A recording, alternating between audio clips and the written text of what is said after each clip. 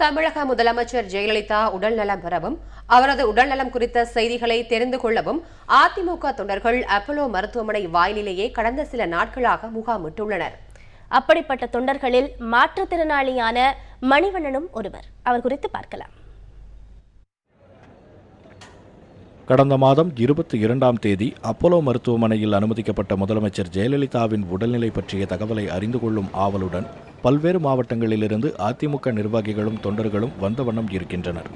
அந்த வகையில் விழுப்புரம் மாவட்டம் சின்னசேலம் பகுதியைச் சேர்ந்த அதிமுக தொண்டரான மாற்றுத்திறனாளி மணிவண்ணன் ஒரு வாரத்திற்கும் மேலாக மருத்துவமனை வளாகத்திலேயே இருந்து வருகிறார். உங்களுடைய நலம் பெற வேண்டி அவங்க எல்லாம் வல்ல இறைவனுடைய பிரார்த்தனுடைய அடிப்படையில் இரவு பகல் என்று பாராமல் அவர்கள் நலம் பரிபூர்ண குணம் பெற வேண்டும் என்று பிரார்த்தனையுடன் அவங்களை முகத்தங்களை காண்பதற்காக வேண்டி காத்திருக்கிறேன்.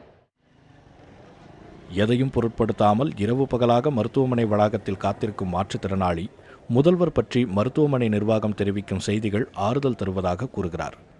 நேரடியாக காண்பதற்கனால ஒரு மனமகிழ்வு, ஒரு திருப்திகரமான பதில் அந்த நிறைவு கிடைக்குது. ஆகையினால நேரடியாக வந்து பார்த்துருக்குறேன். அதே போல் அப்போலோ மருத்துவமனையினுடைய டாக்டரினுடைய செய்திகள், அதிமுக தொண்டர்களுடைய செய்திகள், அதனுடைய அடிப்படையில் மன நிறைவு தருவது. முதல்வர் பூரண குணமடைந்து அவரின் முகத்தை ஒருமுறையாவது பார்க்க வேண்டும் என்பதே மாற்றுத்திறனாளி மணிவண்ணனின் எதிர்பார்ப்பாக உள்ளது. தமிழக முதலமைச்சர் பூரணமாக குணமடைந்து வீடு திரும்ப வேண்டும் என்ற எதிர்பார்ப்பு தமிழகம் முழுவதும் அனைத்து மக்களிடம் இருந்தாலும் அதிமுகவின் பல்வேறு தொண்டர்கள் வயது வித்தியாசம் இல்லாமல் அவர்களுடைய உடல்நிலையை அறிவதற்காக மருத்துவமனைக்கு வந்த வண்ணம் இருக்கின்றனர். புதிய தலைமுறைக்காக ஒளிப்பதிவாளர் தீபக்குடன் ராஜ்குமார்.